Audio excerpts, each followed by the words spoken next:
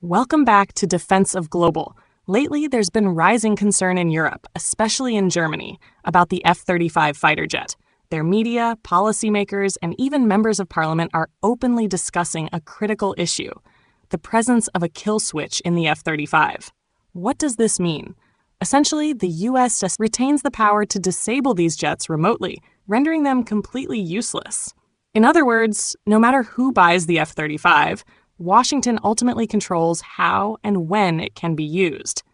This issue has gained mainstream attention, with The Telegraph recently reporting on it.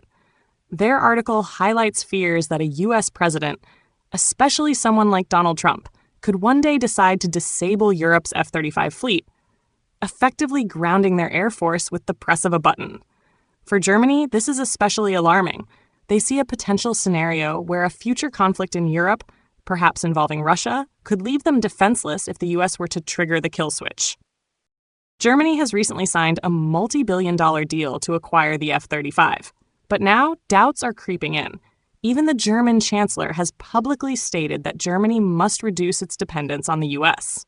Some policymakers have gone even further, warning that NATO itself could become obsolete in the future. If NATO weakens or collapses, European countries would have no guarantee that the U.S. would come to their defense in the event of a nuclear confrontation. This realization has sparked a major reassessment. Until now, European nations largely ignored the risks when purchasing the F-35.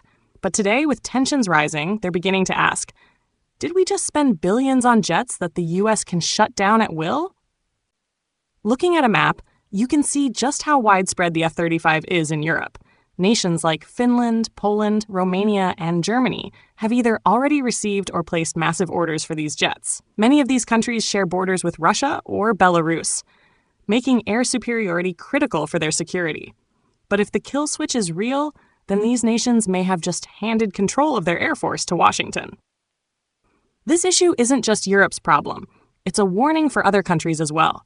Experts and think tanks have warned against over-reliance on U.S. fighter jets, pointing out that Russian and some European-made jets do not come with such backdoor controls.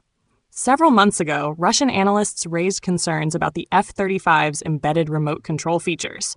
At the time, many dismissed it as misinformation. But now, with Germany publicly acknowledging this risk, the debate has taken a serious turn. The big question. For countries still considering the F-35, this raises an important question.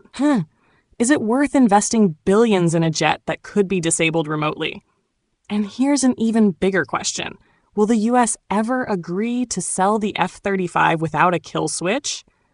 That remains to be seen. What do you think? Should countries keep buying the F-35 despite this risk, or should they look for alternatives?